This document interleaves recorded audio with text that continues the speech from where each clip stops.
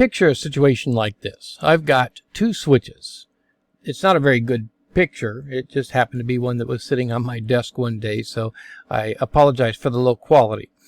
But I've got these two switches, and in this top switch, we'll call this switch 1, I've got all these PCs plugged in. And then I have a cable that goes from switch 1 down here to switch 2, and I've got all of these PCs plugged into switch 2. Now, is this allowed? Yes, it certainly is allowed.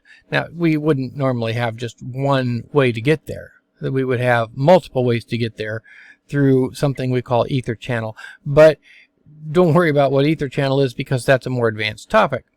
But here's the point. I said before that each port on this switch has to learn the MAC address of the PC that's attached to that port. So that if this PC here wants to send a message to this PC up here, it would know which port, the switch would know which port to send it out of. But now consider this case where I've got several PCs attached to these ports, and they're all tied to this port up here on switch 1. So if, let's say that this PC up here wants to talk to this PC down here, well, what does switch 1 have to know? It has to know that for all of these MAC addresses, it needs to go out of that port. In other words, this port has to know multiple MAC addresses. And any port on a switch can learn many, many, many MAC addresses. It's fine to do. You can say, if you want to talk to this MAC address, you go out of this port.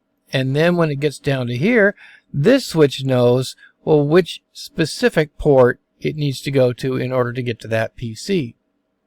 Now let's say that we have an attacker who plugs into this switch and tries to become a member of this entire network. That's a bad thing. We don't want that. So how can we avoid that? How can we keep the bad guy from plugging into this switch? And the answer is something called port security.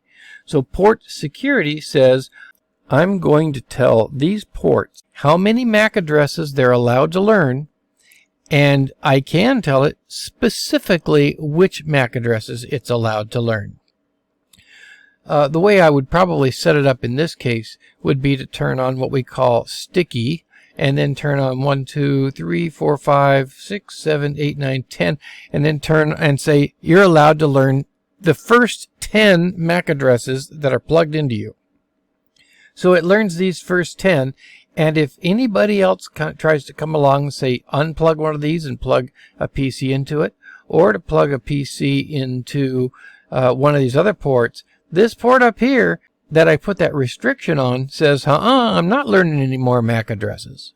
So that's what port security is. Port security says we can tell ports how many MAC addresses they can learn. We can tell them which MAC addresses they can learn. There's also a third part to that. We can tell it what to do if a MAC address is found that doesn't belong. So, for example, I can tell it to shut down, or I can tell it to just send me a message. I can tell it to just ignore that particular device. So there are various things that I can tell it to do in case somebody tries to violate my port security. And that's the basics of what port security does.